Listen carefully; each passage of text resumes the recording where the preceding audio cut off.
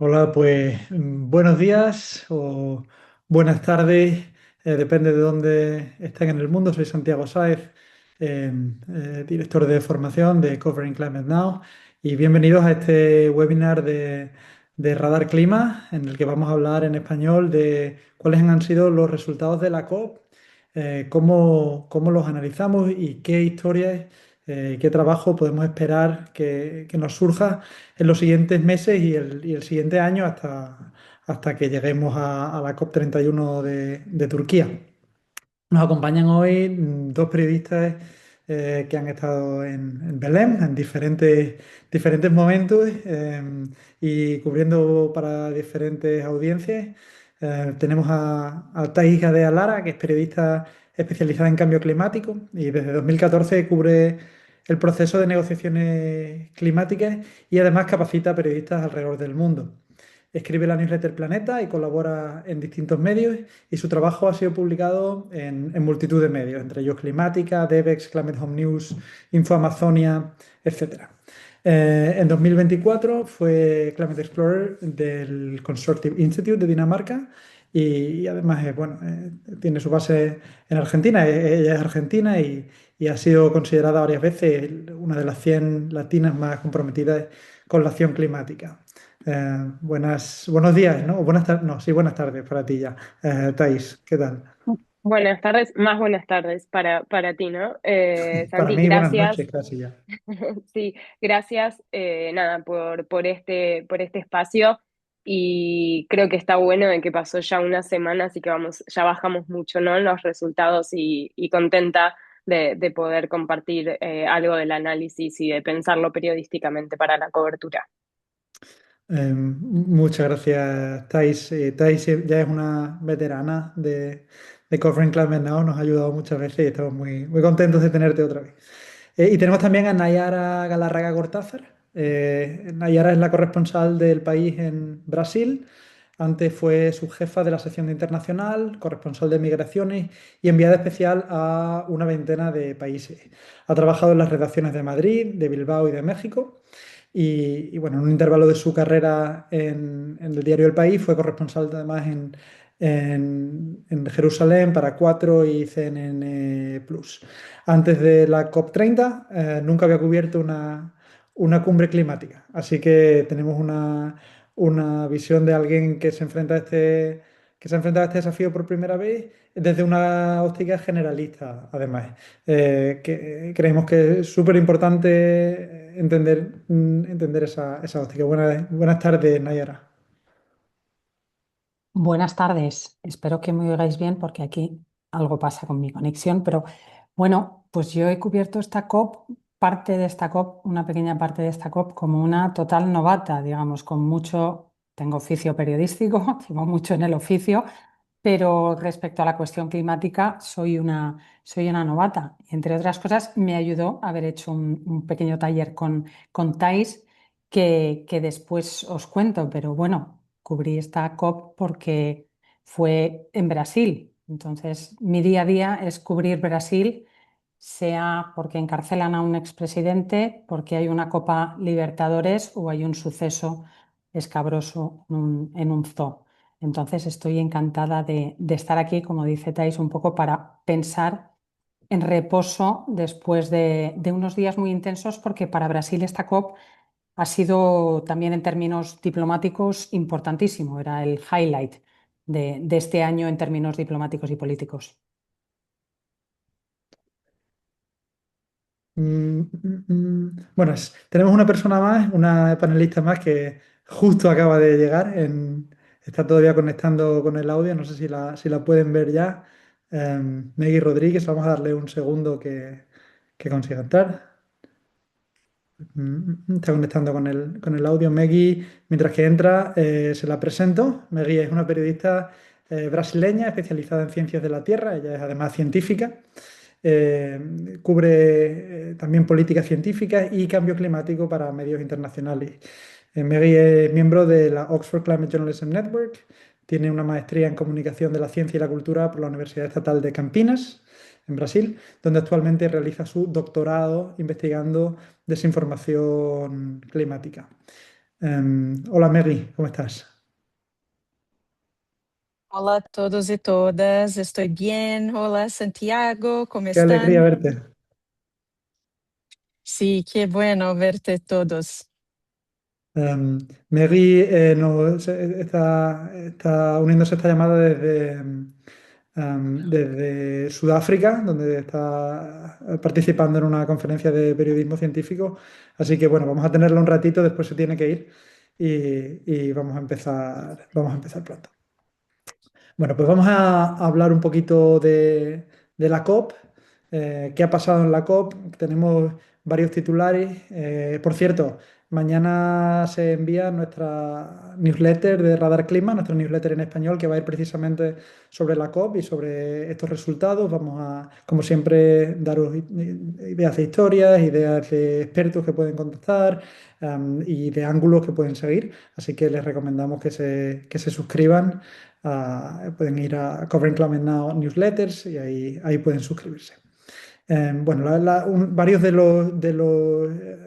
tenemos varios titulares que nos ha dejado la COP. El primero, pues, a nivel climático es una falta de ambición o una decepción, eh, digamos, de los resultados comparado con la ambición de los primeros días, especialmente con ese discurso del presidente brasileño Lula da Silva, que, bueno, pues mencionó los combustibles fósiles, mencionó pues, ese objetivo ambicioso de financiación para la deforestación y otros objetivos al principio empezó, digamos, presentando bastante ambición y al final, pues bueno, hemos llegado a un resultado que a veces pues, nos puede parecer un poco decepcionante o un poco pues, descorazonador. Aunque bueno, yo ahora le voy a preguntar a Tai, que lleva muchas COPs, pero no sé si esto pasa en todas las COPs. Yo creo que, que es como un poco la historia de cada año. En noviembre empezamos bien y luego al final fatal. Pero luego las COP se ven también con un ángulo distinto cuando pasa el tiempo. Entonces, por eso también verlo ahora una semana después, pero también volver a revisarla un tiempo después, ¿no? Ahora, si miramos las reacciones que hubo en Brasil, perdón, sobre la cumbre de París, las reacciones que hubo al día siguiente también eran eh, bueno, un poco más optimistas que las de esta de Belém, pero también había dudas de si ese acuerdo era ambicioso o no lo era, y hoy esas dudas pues se han puesto en perspectiva. Pero bueno, de eso vamos a hablar, de todo esto vamos a hablar con nuestras panelistas. Y vamos a empezar, si te parece, Maggie, contigo, que sé que te tienes que ir pronto, así que vamos a empezar, si quieres, contigo con el tema este de la ambición. ¿Crees que realmente ha sido una decepción o hay lecturas positivas que puedas tomar de los resultados? Bueno, yo pienso que soy un poco como suspecha para hablar porque soy de Brasil y como la COP fue en Brasil, entonces es un poco como, bueno, difícil para nosotros admitir que fue una derrota, sabes, que fue un fracaso. No fue un total fracaso, pero bueno, pero después me gustaría también oír a Thais para saber lo que piensa desde su experiencia en otras COPs. Pero, eh, como deciste, Santiago, la expectativa era muy grande porque esta fue la primera COP en la floresta amazónica, la primera COP en Brasil y bueno, todos sabemos que las discusiones de las conferencias de las partes empezaron con el diálogo de Río 92 y bueno, después tuvimos la primera COP en Alemania en 95, pero todo se empezó en Río en 92. Entonces, acá en Brasil, todos estábamos como, sabe, sentindo el peso de entregar un resultado exitoso, eh, por causa del peso del Brasil en las discusiones ambientales y por causa del rol histórico de Brasil en todas estas discusiones. Y también, no solo por eso, pero también porque la presidencia de Brasil, Lula, el presidente, ha escogido un diplomata, un diplomata muchísimo habilidoso. André Correa del Lago es un diplomata con muchísima experiencia en negociaciones climáticas, fue negociador jefe de Brasil en otras COPs, en COPs pasadas. Es una persona que conoce muy bien todo el proceso por dentro y es una persona muchísimo habilidosa en, sabes, cómo tratar y llegar a consensos y coordinar, sabes, los disensos. Entonces, yo pienso que una otra expectativa muy grande, una otra razón por la cual nuestra expectativa era muy grande es porque la presidencia de la COP está en las manos de una persona extremadamente habilidosa.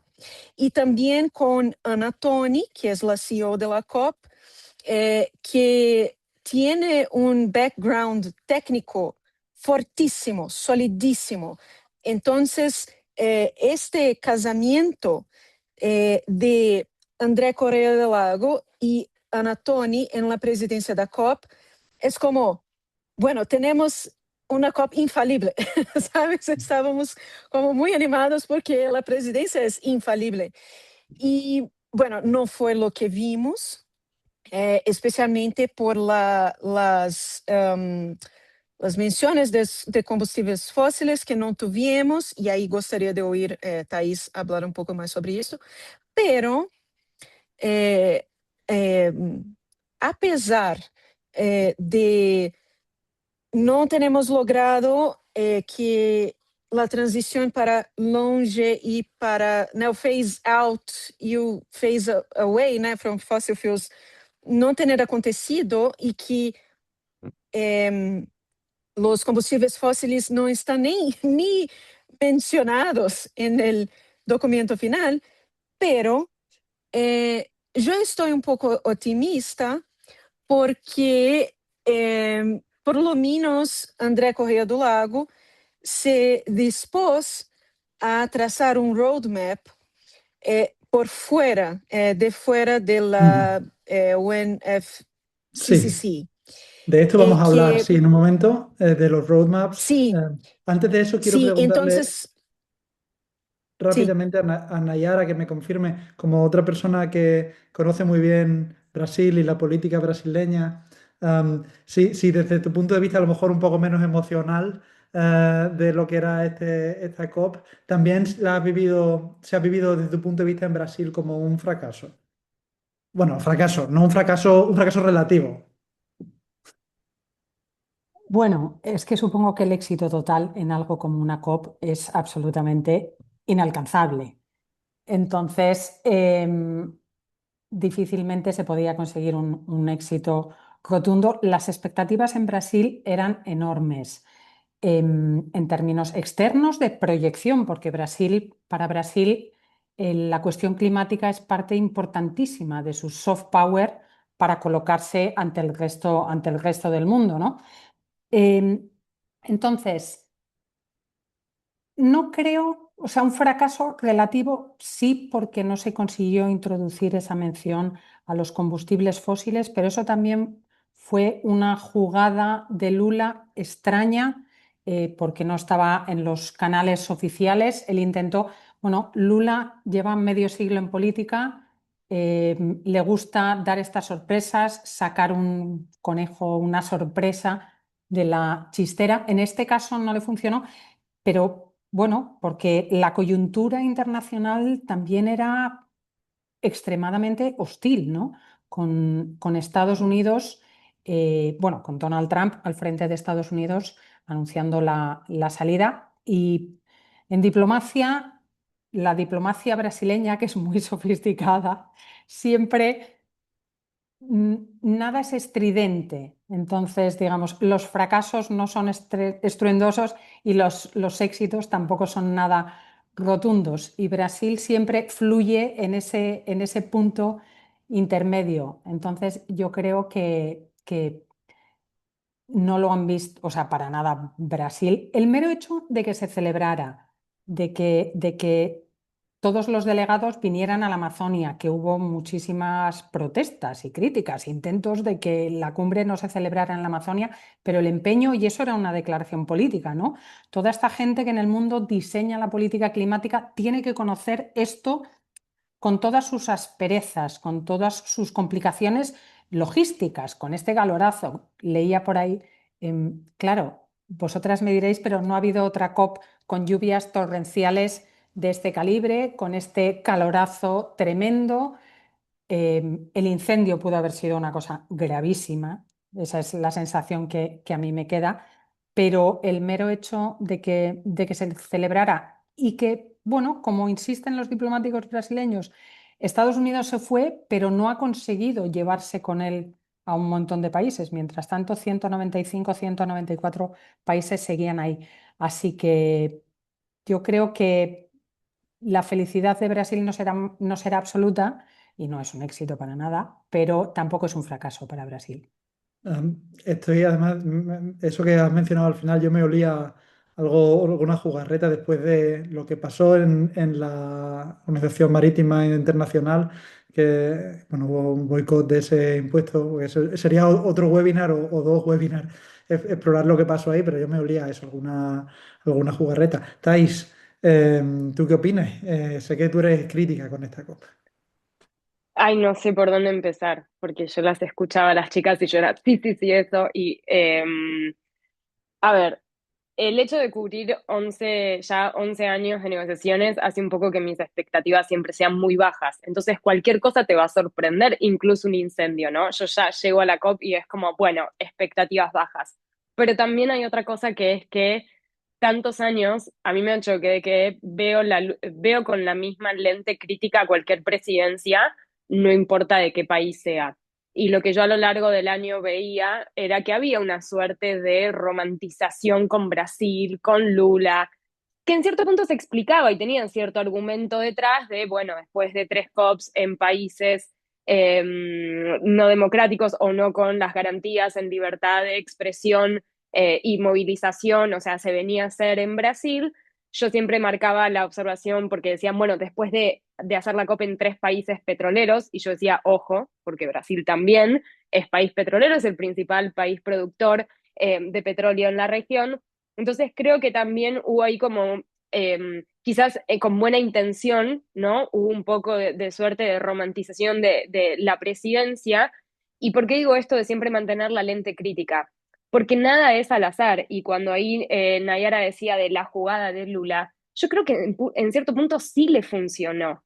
Porque durante las 2 semanas no estuvimos hablando de los proyectos de exploración que aprobó el gobierno de petróleo. Estuvimos hablando de cómo la presidencia de Brasil intentaba que haya un roadmap para salir de los combustibles fósiles. Entonces yo creo que desde ese punto de vista, me saco el sombrero, yo creo que ahí sí hubo una estrategia política, porque Brasil sabía que sobre todo internamente, sobre todo con toda la presencia de periodismo local, iba a estar puesto el foco en eso.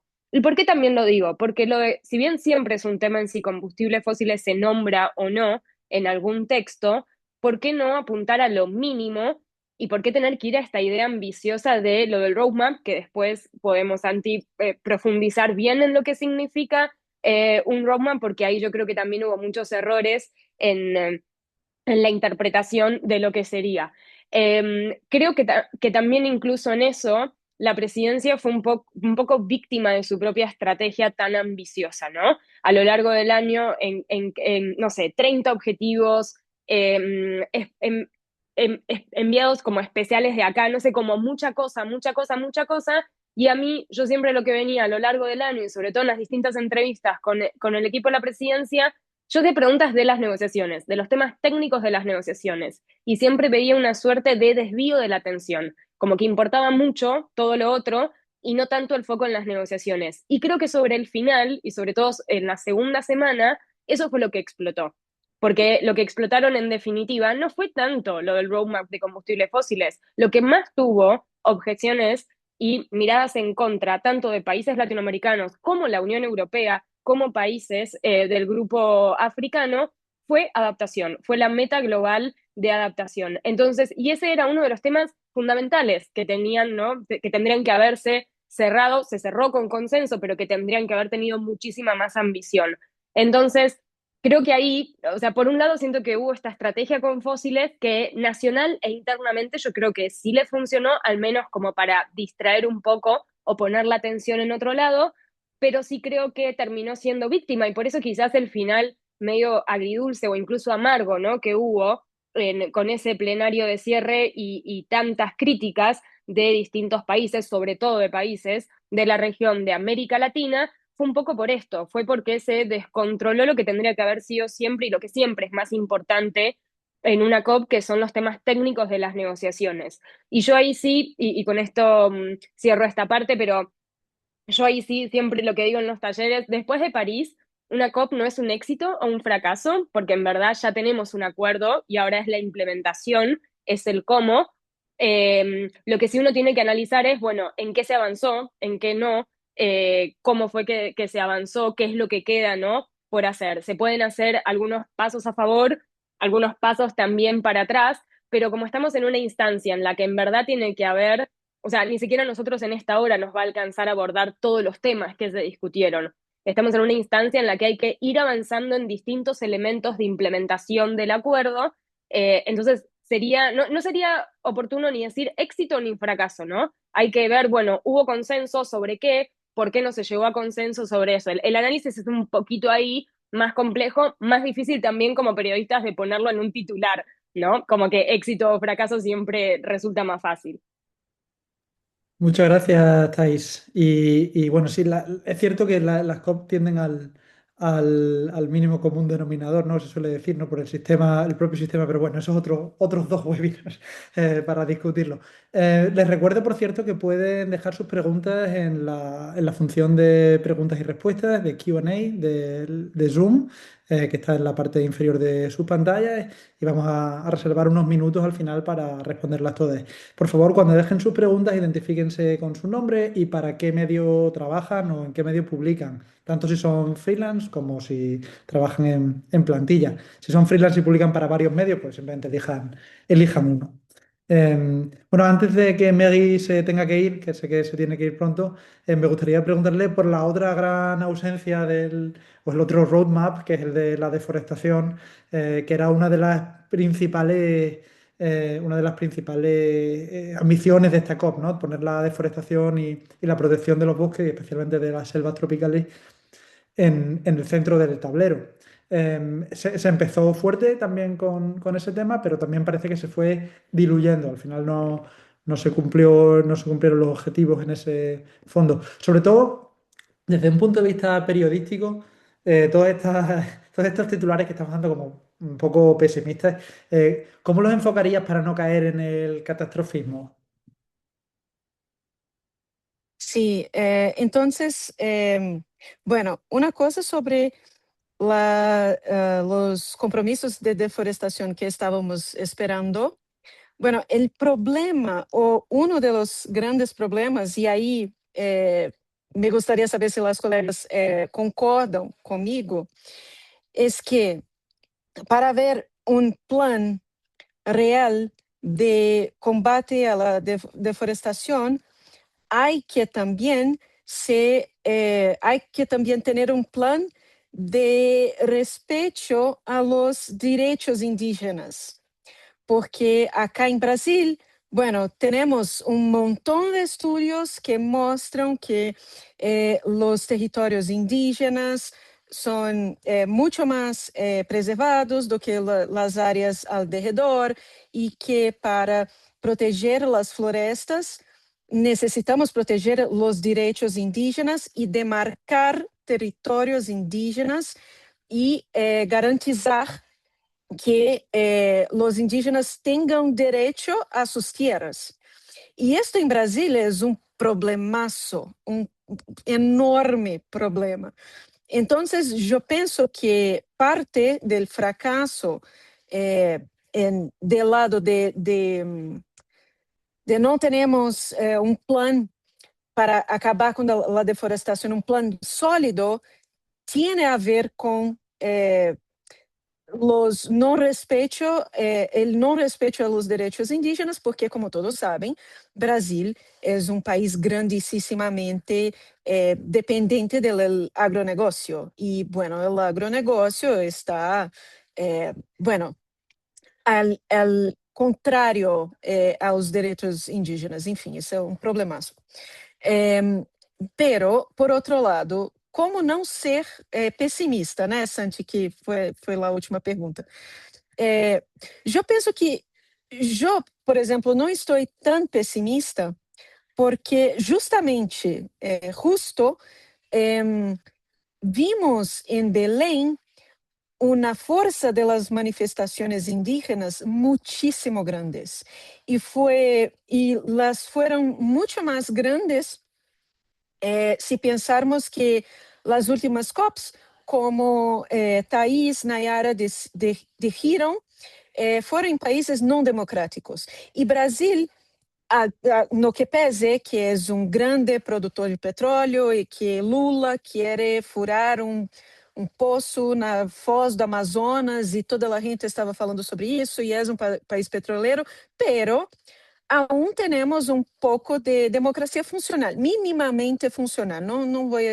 Não estou dizendo que é completamente funcional, porque, enfim, há umas coisas muito estranhas acontecendo, pero os direitos de los grupos locales e de los grupos de interesse de protestar estuvieron garantizados. Tanto que os indígenas hicieron protestos casi todos os dias hubieron protestos. Entonces,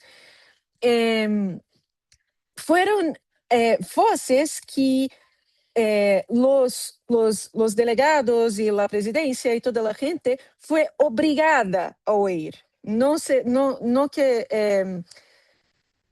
quería oír, pero toda la gente fue obligada a oír, porque ellos estaban lá todos los días marcando posición y demandando sus necesidades. Entonces, para mí es un punto de esperanza, ¿sabes?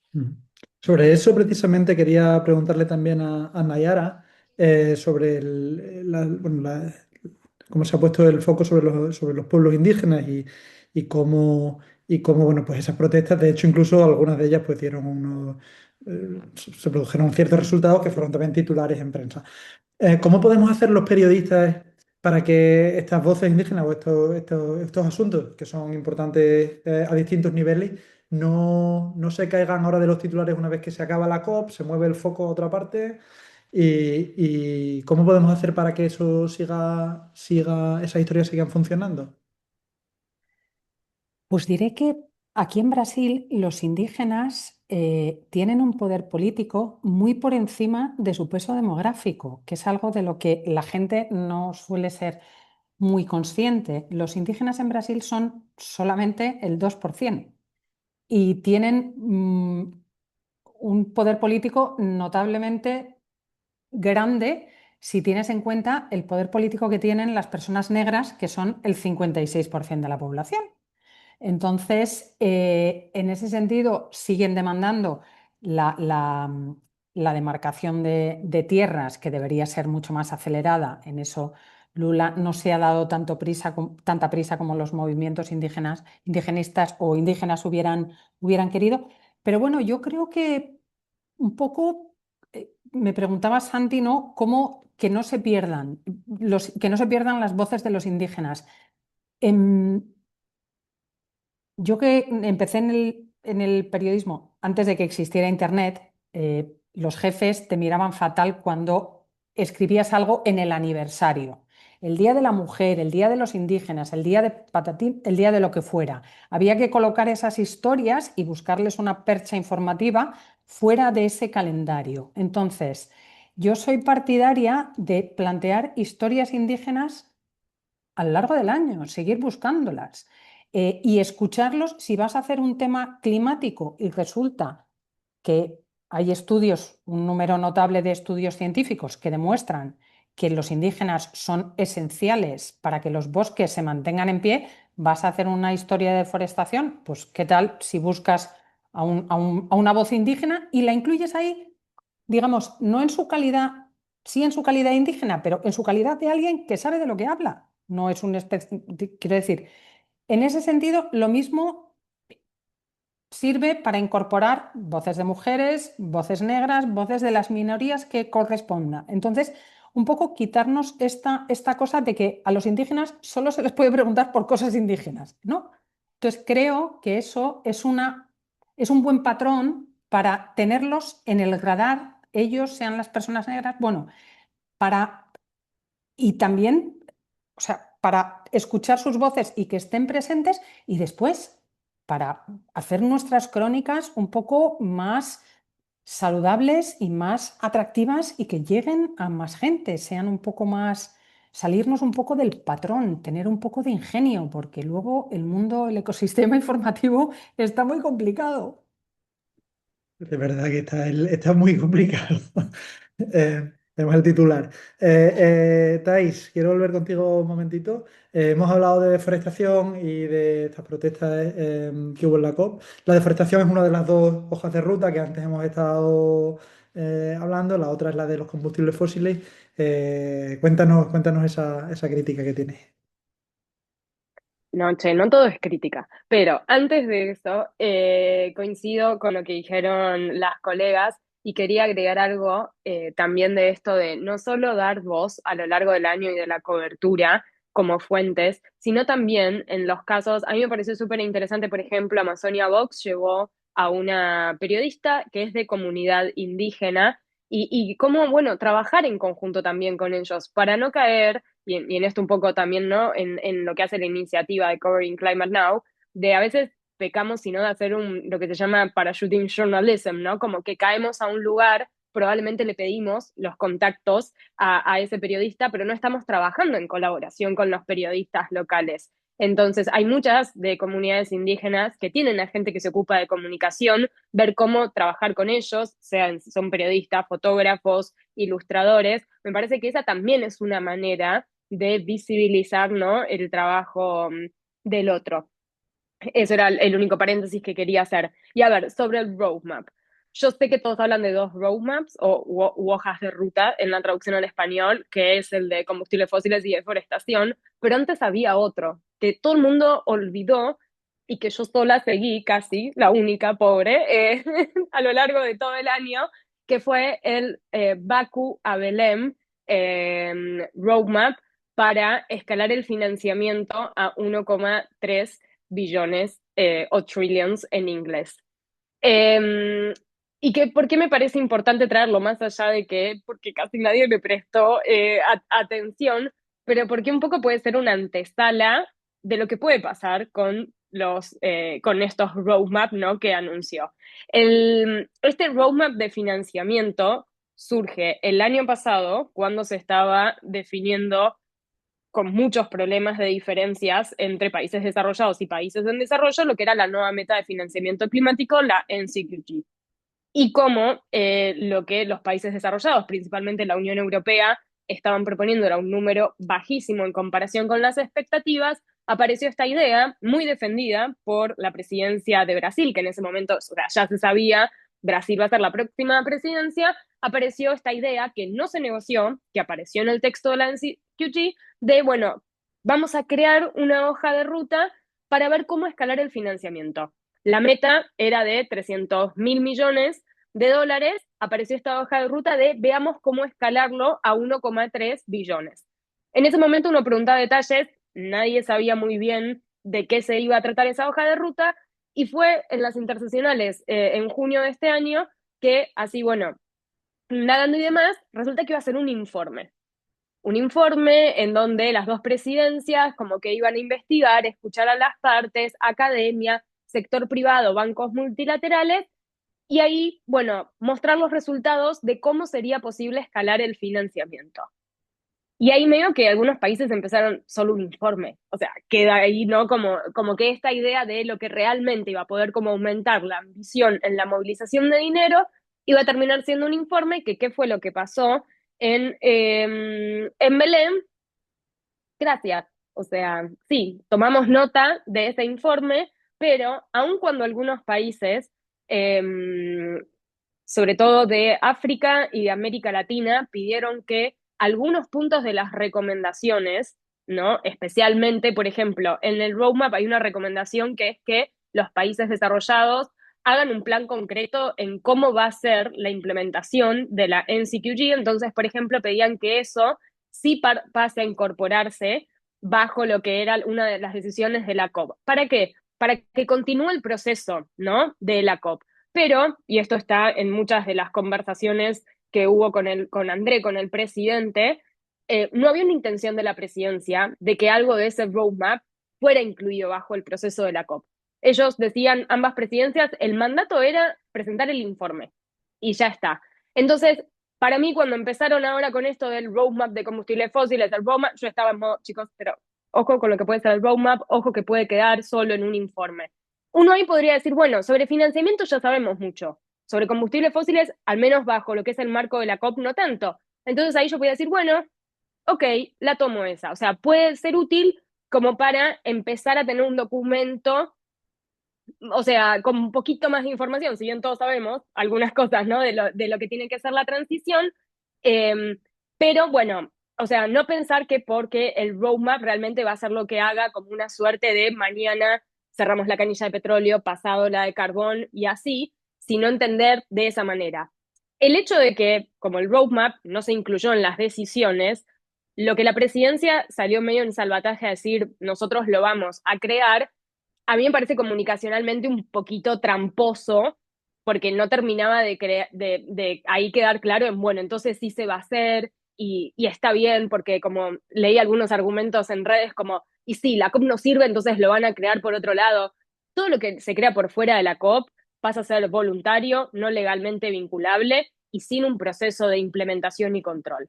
Y un ejemplo de eso puede ser la declaración para terminar con la deforestación a 2030 que se hizo en Glasgow.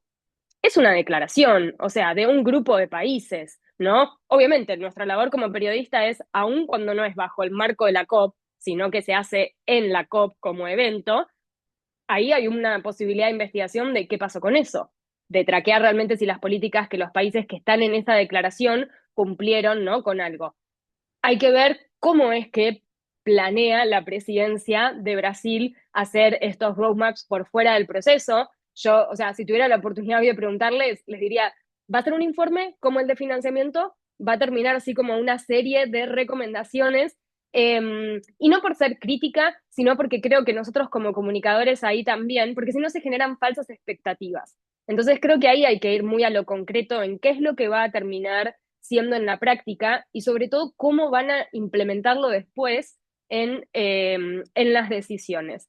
Entonces, nada, no sé si hay algo que se entendió, pero a veces son cosas que suenan muy bonitas en lo que es como el marketing político, pero después hay que ser reales, ¿no? En lo que significan en la práctica. Y creo que ahí Tai nos acaba de dar una clave que es una historia a seguir durante este año, que precisamente es lo que queríamos buscar en este No digan que yo webinar. dije eso porque si no después me van a odiar. Como, Tai No, nos no, dijo que hay que no. preguntar. Además que el roadmap de Bakú a Belén no solamente fue un informe, sino que fue un informe que salió tarde. Yo tenía montado todo un training para ver el informe y el informe salió al día siguiente al final. O sea que Salió tarde, dijo cosas que es como, yo lo leía y yo estaba, sí, bueno, siguiente, era como, no dijo mucho nada nuevo, ¿no? De lo que se sabía, y no dijo sobre todo cosas en lo que se esperaba, que es la responsabilidad de los países desarrollados de movilizar dinero. O sea, es como seguiría, pateó mucho la pelota para afuera, ¿no? Como, bueno, los bancos multilaterales, el Fondo Monetario Internacional, y realmente lo que los países en desarrollo buscaban era algo más sobre esa responsabilidad. Pero, y cierro con esto, cómo los países en desarrollo vieron, o sea, ya empezaron a ver hacia dónde iba a pasar esto del roadmap, fue que ni siquiera apuntaron mucho a defender eso, y sí fueron con esto de lo del tripling para adaptación, o sea, que se triplique el financiamiento para adaptación, que está en el texto, pero no con la ambición en los detalles, y ahí quizás le estoy dejando la palabra a Maggie para que ella complemente. Meggy, te quiero preguntar, que sé que te tienes que ir. Antes de irte, ¿qué historia te deja a ti? Y ahora vamos a volver a la adaptación, que es el titular igual más importante que deja la COP. Pero, ¿qué historia vas a seguir este año? ¿Qué historia tienes en mente? Igual que acaba de decir Thais, ¿no? De seguir los roadmaps y hacerle ahí vigilancia de cerca. ¿Qué historia te deja a ti la COP para seguir durante este año? Eu penso que o roadmap Baku-Belém, porque já vai ser um roadmap Baku. Ai, gente, desculpa, eu tô cansada, tá? É que eu passei 8 horas dentro de um avião hoje e já não lembro mais. Vai ser um roadmap Baku-Turquia já, e daqui a pouco um roadmap Baku-Addis Abeba, sabe? Então, é como, e aí, não vamos resolver esse negócio do 1,3 trilhão? Vai ficar só na conversa, só na... Então, me gostaria seguir el camino del dinero. Y como Thais dicho, eh, la, la, el triplique del dinero para adaptación. No sabemos triplicar desde qué cuantía, triplicar cuánto, para tener cuánto. No sabemos, no hay números, no hay, ¿sabes? Es solo una wish list, porque sí, vamos a triplicar, pero es como es 20 millones para llegar a 60 millones, es más, es menos, es 134 millones. Entonces, no sabemos. Y ahí, pronto, yo pienso que voy a me focar en follow the money, ¿sabes? Porque al fin y al cabo, estas conversas son todas sobre dinero. Es todo sobre dinero. ¿Quién va a pagar o qué para quién? E aí eu penso que não podemos perder de vista isto. E principalmente o 1,3 trilhão, né, porque, enfim, né, é aquilo, né? Baku, Belém, mas Baku eternamente, né? Para onde que vai? Então, seria isso. Cierto, y además, bueno, la de Bakú, que era sobre el NCQG, el New Collective Quantitative Goal, ese era uno, ahora tenemos el de adaptación, cada vez hay que seguir más líneas distintas, ¿no? Y ahora te quiero preguntar a ti también, ¿qué historia te deja a ti la COP? ¿Qué historia vas a seguir durante estos meses? Pues estoy encantada de que Meg y Thais sigan el rastro del dinero porque, en efecto, sin dinero no hay nada que hacer en ningún sitio. Las grandes ideas tienen que estar sostenidas en dinero. Yo carezco de los conocimientos técnicos para centrarme en eso. Pero la historia que voy a seguir es la de la exploración de petróleo en las aguas de la Amazonia. Ya estuve antes de la COP, el previo que yo preparé para la COP, digamos, mi apuesta de reportaje era un poco esa dicotomía de Brasil como potencia ambiental, Brasil potencia petrolera y cómo convive. Creo que es un caso que ilustra muy bien las contradicciones, desafíos y dificultades de afrontar el combate del cambio climático. O sea, no es blanco y negro.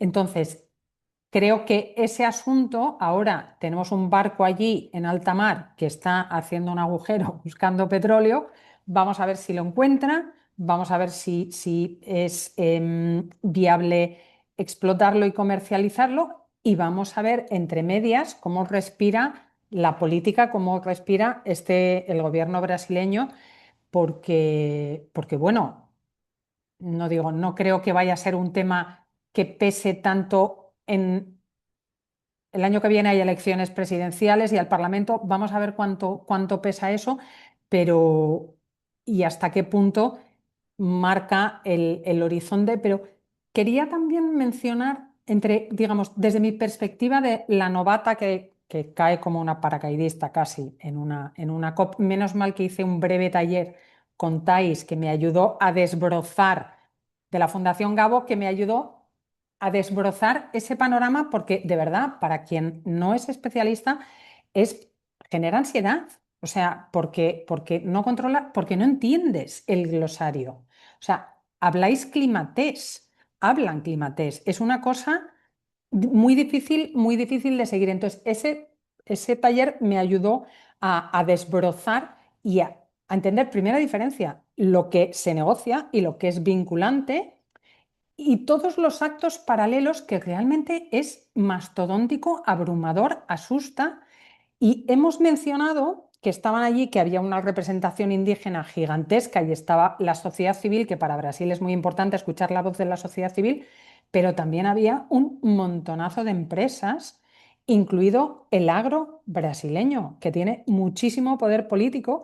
Estaba yo hace la semana pasada en un seminario en el que había un profesor que estudia el agro y él contaba que, bueno, estaba lo que aquí llaman el agronegocio, el sector agropecuario entusiasmado de lo bien que había ido para ellos la COP, porque también están. Entonces, esa es, digamos, otra cara que creo que también es, para los que no somos especialistas, creo que son facetas de la COP y de todo el proceso COP que son interesantes y a las que podemos acercarnos sin ser especialistas en la cuestión climática. Em, para darte un poco de confort, yo te aseguro que yo llevo cubriendo clima, me parece que son 13 años ahora y, y tampoco me entero de la mitad. Y tampoco me entero de la mitad porque es muy complejo. Es que por eso hay que elegir tus rutas y tus batallas y en las que te vas a centrar. Es imposible, yo no creo que haya nadie, bueno, a lo mejor Thais, que ya lleva unas cuantas, pero quitando a Thais, no sé si hay mucha gente que se entere de más del 50%. Muchas gracias, Megui. Megui se tiene que ir. Muchísimas gracias por venir. Nos vemos en otra futura edición. Muchas gracias, Megui. Muchísimas gracias a todos. Hasta. Y vamos a terminar hablando un poquito de adaptación, que es el gran titular que nos deja la COP en términos más técnicos o de acuerdo. Como decía Megui, se ha acordado que se van a triplicar los fondos, pero no se ha acordado con respecto a qué. No se ha dicho qué es lo que se va a multiplicar y además se ha retrasado 5 años el año que pedían los países más vulnerables, que pedían para 2030 y se ha dejado para 2035. Obviamente esos 5 años de diferencia suponen, para personas reales, suponen pues una serie de desafíos y de problemas y de vulnerabilidades añadidas. Thais, ¿qué tipo de historias vas a buscar dentro de este marco? Bueno, primero tengo que decir que me encanta esa parte del video de Nayara, la necesito porque me alegró el día, o sea, en saber que los workshops funcionan. A veces me da miedo porque me pasó una vez que un colega me dijo en su primera COP, esto no es lo que me dijiste que era, es un caos, o sea, como me dijo, es hermoso, pero es un caos. Pero no, sí, a ver, y creo que siempre digo lo mismo, pero... em, está bueno esto de que los que ya estuvimos antes en cómo transmitir y preparar, porque no es un evento fácil y porque estuvimos en ese momento de la primera COP en que no es fácil y porque honestamente creo que esto de que especializados o no especializados tenemos que tener de alguna manera, ¿no? Ver un ángulo en el cual poder cubrir política climática, ¿no? Y evidentemente ningún periodista puede cubrir todos los temas. Y de hecho, el tema que yo seguí en los últimos años fue financiamiento, ¿no? Entonces, por eso también es que es el que tengo más aceitado y con más detalle. Y por eso, si bien yo no venía siguiendo adaptación, en esta COP seguía adaptación desde el ángulo de financiamiento. También ahí es algo tramposo porque financiamiento ahí está como tema y hay en casi todos los temas. ¿Y qué es lo que, a ver, yo seguiría en adaptación? Lo que seguiría sería, o sea, por un lado desde lo técnico, ver realmente qué es lo que va a pasar con eso, porque como vos dijiste, Santi, la verdad es que el vocabulario es el más débil posible. Primero que no dice se decide triplicar el financiamiento, sino que se habla de un llamar a los esfuerzos, con lo cual eso en términos de implementación es, bueno, esforzate. Si podés, ¿no? Llegamos al triplicar, entonces ya ahí desde el verbo, pero después desde lo numérico dice triplicar los flujos de financiamiento, pero no hay una base de referencia. O sea, no es que te dice triplicar en comparación con los flujos de 2019 o de 2025. Entonces es triplicar en función de qué. Eso deja totalmente a libre interpretación. Un país desarrollado te puede decir, bueno, tomo el valor de 2025, que seguramente va a ser más bajo que en 2022. El país en desarrollo te puede preferir 2019, como algunos venían pidiendo, o 2022. Entonces, esa es una parte. Y como vos bien dijiste, en lugar de que sea triplicar hacia 2030, es hacia 2035. Entonces, eso da también mucho más margen para ver efectivamente cuándo se logra triplicar. Pero el hecho de que no haya una base de referencia, la verdad es que ahí es hiper complejo, sobre todo si encima tenemos en cuenta que las metas anteriores de financiamiento no se vienen cumpliendo a tiempo, no se vienen cumpliendo en forma, en calidad. Entonces, la verdad que ahí es totalmente débil. Pero la otra parte también de adaptación que yo seguiría es una parte más política y técnica, porque el problema que hubo en el plenario de cierre, en donde más descontento hubo por parte de los países, fue sobre adaptación y sobre los indicadores que se aprobaron de la meta global de adaptación, que es algo bastante técnico, pero que vamos a resumirlo en, son una suerte de guías en cómo implementar los objetivos, ¿no?, de adaptación, que se venían negociando, se venían trabajando técnicamente durante 2 años. Pasaron de casi 9.000 indicadores a 450 a trabajar en una lista de 100, ¿sí? Y de golpe lo que se aprobó fueron 59 indicadores en un texto así que apareció, algunos dicen elaborado por algún pequeño grupo de países, con Brasil, y que ni los países de América Latina, ni los países de África, ni la Unión Europea estaban contentos con esa lista. Y expresaron, incluso objetaron en el plenario por ese tema. Ni siquiera fue por lo del triplicar el financiamiento, fue sobre todo por esa lista de indicadores que han considerado que una mala lista te puede terminar después haciendo como que no sea útil, ¿no?, y funcional la implementación. Entonces yo seguiría también esa parte política, porque nunca uno se tiene que olvidar cómo terminó la COP anterior, porque eso siempre después puede ser un tema de bloqueo y de conflicto, ¿no?, a lo largo del año hacia la otra COP. Y creo que eso también debilitó mucho lo que fue el cierre, ¿no?, de la conferencia. Entonces, sería interesante ahí ver eso. Y yo creo que ahí haría, y con esto cierro, creo que también hay que hacer una mea culpa respecto de la cobertura, porque la cobertura se centró muchísimo en lo de fósiles y poco en lo de adaptación. Pero después hablamos de la brecha de adaptación, hablamos de que no se le da tanta importancia a adaptación, y la COP30 era la COP para hablar de adaptación. Entonces, ojalá que al menos, digo, ya pasaron las 2 semanas de COP, la cobertura no termina ahí, tenemos todo un año para seguir hablando de adaptación y creo que todavía podemos seguir profundizando, ¿no?, en esos temas. Entonces, si yo tuviera que hacer también una invitación a otros colegas, hay un montón para hablar sobre adaptación y es necesario que también nosotros reduzcamos esa brecha, ¿no?, en cómo hablamos de la transición energética, en todo lo que hace a mitigación y reducción de emisiones, y no hablamos tanto de adaptación. Es más difícil, es menos sexy, entre comillas, ¿no? A veces incluso visualmente en cómo mostrarlo, pero si nosotros tampoco acompañamos desde la cobertura, creo que tampoco va a haber decisión política sobre esa agenda.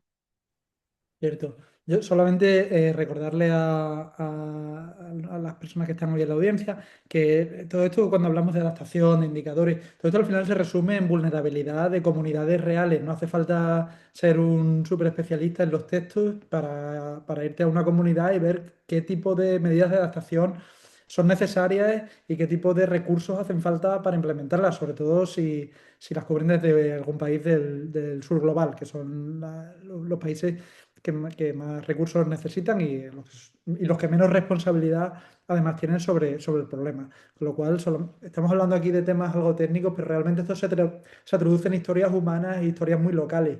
Me quedan 4 minutos. Nayara, ¿Puedo te veo hacer que un quieres apunte puntualizar. Sí. rápido? Porque decía Thais que la parte de adaptación no es tan sexy y en cambio, desde mi perspectiva, por ejemplo, la parte técnica es posible que, si lo ha dicho, seguro que la parte técnica no es tan sexy.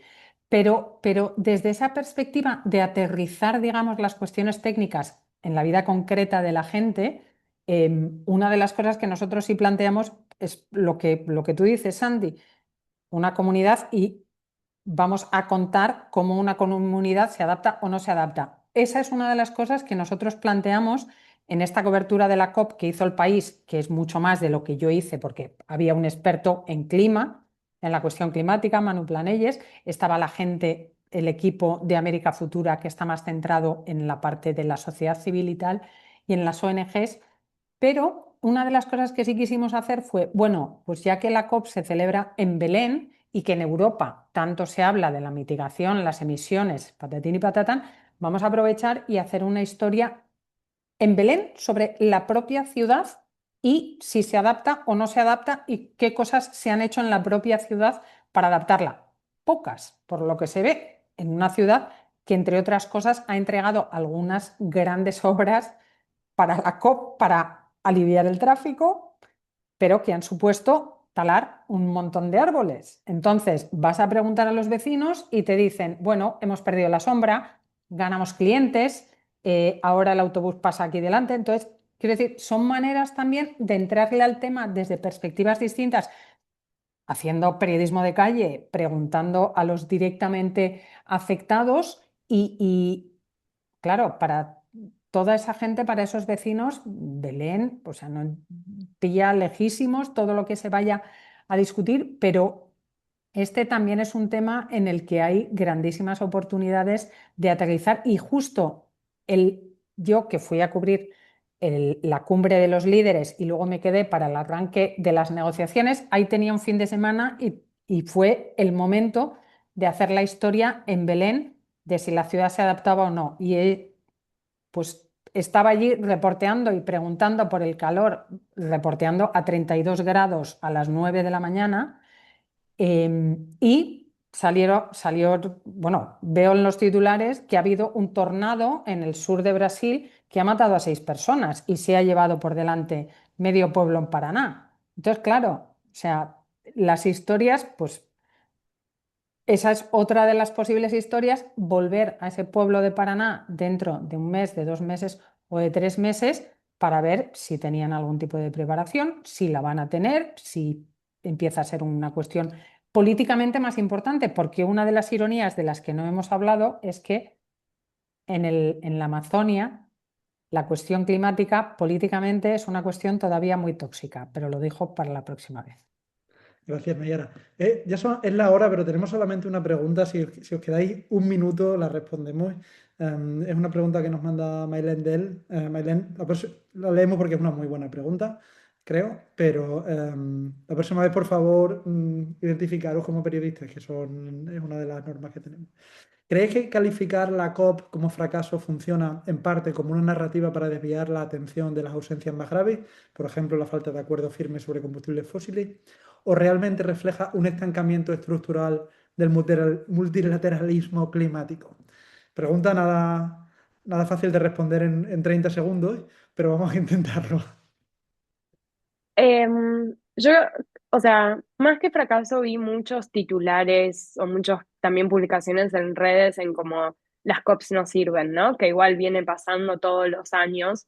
Y yo creo que es muy fácil también decir eso. El motivo por el cual sigo yendo después de 11 años a cubrir es porque es el sistema que existe. Es un sistema totalmente imperfecto en el que sí hay que mejorar un montón de cosas, pero creo que justamente lo que hay que hacer es exigir a que funcione y a que funcione, ¿no? Cada vez mejor. Y de hecho, porque se critica mucho la COP climática, pero fíjense en qué otro espacio multilateral se ha logrado tener un acuerdo vinculante. En ninguno, ni siquiera en el de biodiversidad, porque el marco de biodiversidad no es un acuerdo vinculante que los gobiernos hayan tenido que firmar y ratificar, es decir, y pasar por sus congresos. Es solo una decisión de COP.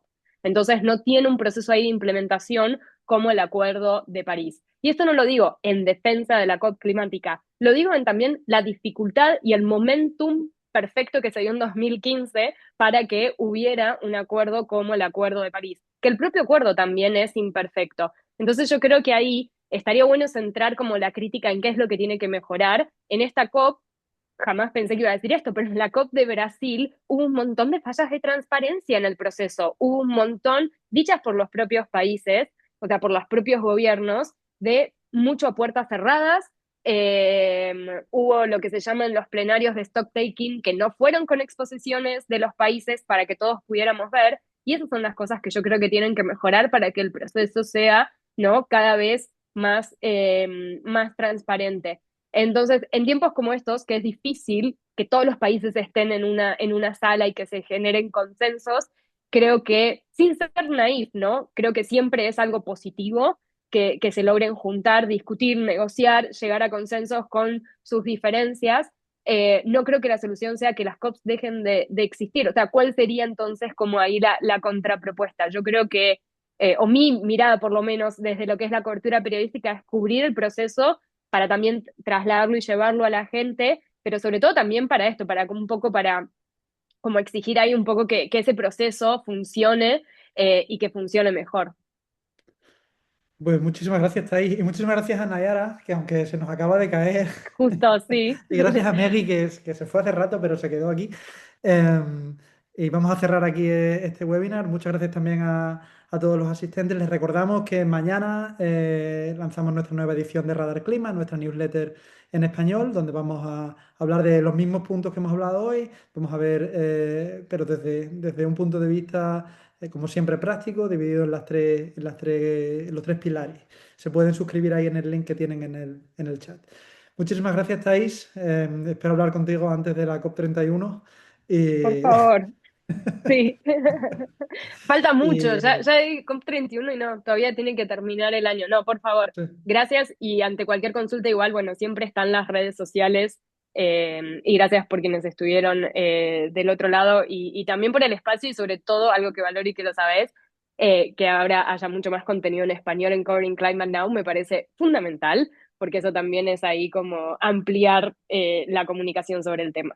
muchísimas gracias. Lo estamos intentando. Por favor, todos los que estén aquí viendo, que nos ayuden. Compartan nuestra newsletter y todos los contenidos que hacemos en español con sus colegas, con sus compañeros y compañeras, porque así llegaremos a más gente más rápido. Pues muchas gracias y hasta el próximo webinar de Covering Climate Now en español. Muchas gracias, Nayara, que te veo unirte ahora. Disculpas, mis disculpas, se ha caído todo. No te preocupes, nos vamos ya. Venga, gracias por Adiós. invitarme, gracias. Hasta luego.